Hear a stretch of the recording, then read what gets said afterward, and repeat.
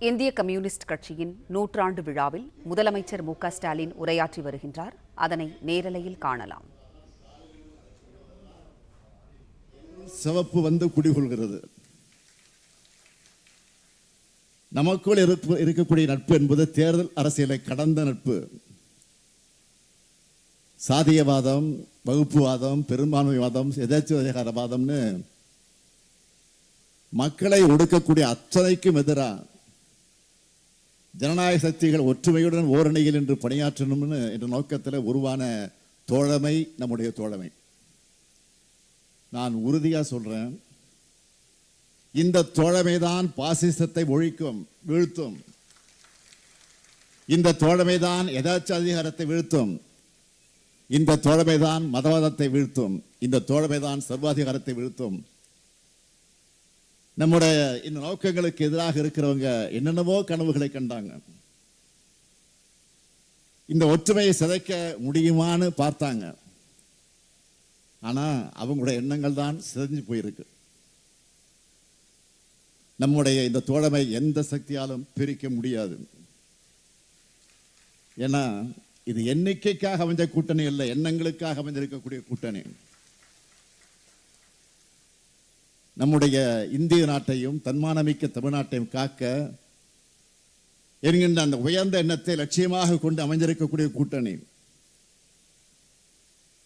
பாசிச பாஜக தன்னுடைய ஆக்டோபஸ் கொடுமையால எல்லா பக்கமும் நீட்டி கபலீகரம் செஞ்சுட்டு இருக்கு. இந்திய நாடு இதுவரை காப்பாற்றி வைத்து இந்த அனைத்து விழுமியங்களையும் சிதைக்கிற செயலை ஒன்றிய பாஜக அரசு செஞ்சுக்கிட்டு இருக்கு. இந்திய அரசியலமைப்பு சட்டத்தோட கோட்பாடுகளை தங்களுக்கு ஏற்ற மாதிரி சிதைக்கிற வேலையில ஈடுபட்டு வராங்க. வேற்றுமையில ஒற்றுமை என்பதை அழிச்சு ஒற்றுமை தன்மை கொண்ட நாடா மாத்த நினைக்கிறாங்க. பாஜக எவ்வளவு ஆபத்தானது, எவ்வளவு குறுகிய சிந்தனை கொண்டது, எந்த அளவுக்கு பன்முகத்தன்மைக்கு எதிரானது என்றால், அவர்களை பொறுத்த வரைக்கும் ஒரே நாடு என்றால் அதுல ஒரு மதம், ஒரு மொழி, ஒரு பண்பாடு, ஒரே ஒரு தலைமைதான் இருக்கணும். மாநிலங்களுடைய வளத்தை சூறையாடி ஒன்றியத்தில் குவிக்கிறாங்க. மாநில அரசுகளுக்கு எந்த அதிகாரம் இருக்கக்கூடாதுன்னு நினைக்கிறாங்க. மதச்சார்பின்மை, சோசியலிசம், சமநீதி, சமூக நீதி, பொது உடைமை, பொது உரிமை உள்ளிட்ட அந்த சொற்களை கேட்டாலே பாஜக கசக்குது. இந்த சொற்களை எல்லாம் ஆட்சியில் இருந்து மட்டுமல்ல அதிகாரத்திலிருந்து அழிக்கணும்னு துடிக்கிறாங்க. பறந்து விரிந்த நம்முடைய இந்தியா இப்போ மிகப்பெரிய நெருக்கடிக்கும் ஆபத்துக்கும் ஆளாகி இருக்கிறது.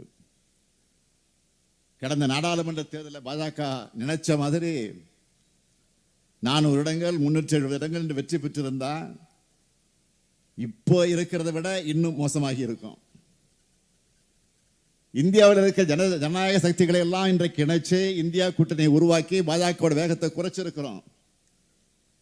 ஆனாலும் பெரும்பான்மை இல்லாத நேரத்திலேயே பாஜக தன்னுடைய கொடூரமான நகங்களை எல்லாம் பயன்படுத்தி ஜனநாயகத்திற்கு காயங்களை ஏற்படுத்திக்கிட்டு இருக்கு.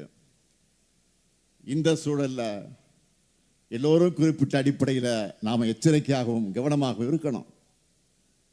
ஏன்னா வரப்போற சட்டமன்ற தேர்தல் என்பது தமிழ்நாட்டுக்கும் என்டிஏ கூட்டணிக்கும் நடக்கிற தேர்தல். இதை மக்கள் நல்லா புரிஞ்சுக்கணும்.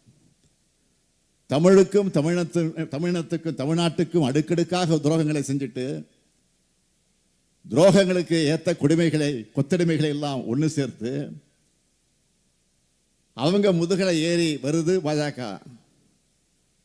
இடி, ஐடி, சிபிஐ வழக்குகளை காட்டி மிரட்டி அமைக்கப்பட்டிருக்கக்கூடிய அந்த தேர்தல் கூட்டணியோட தேர்தல் பரப்புரைக்கு வந்த மாண்புமிகு மோடி அவர்கள்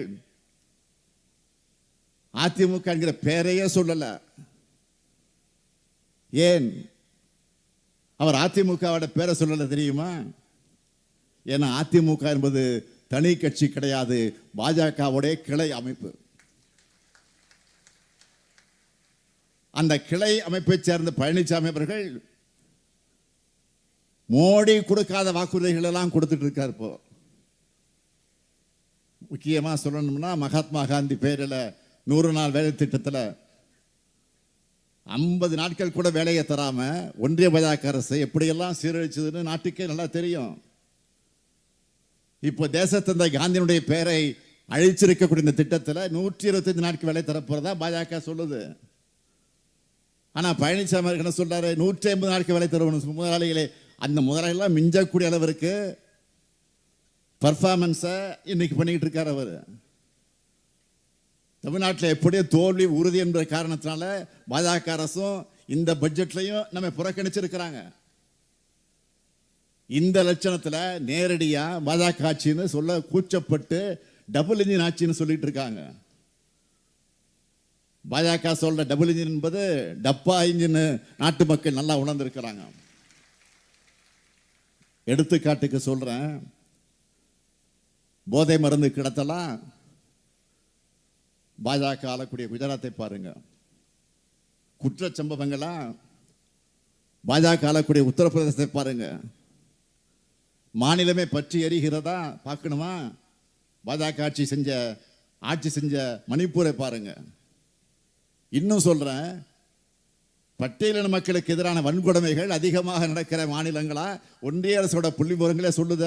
எந்த மாநிலம் என்று? உத்தரப்பிரதேசம், ராஜஸ்தான், மத்திய பிரதேசம்.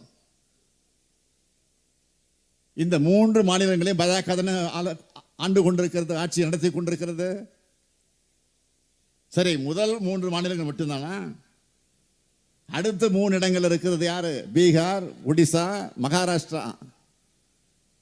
இந்த 3 மாநிலங்களையும் பாஜக தான் ஆட்சியில் இருக்கு. இதுதான் டப்பா என்ஜினுடைய லட்சணம்.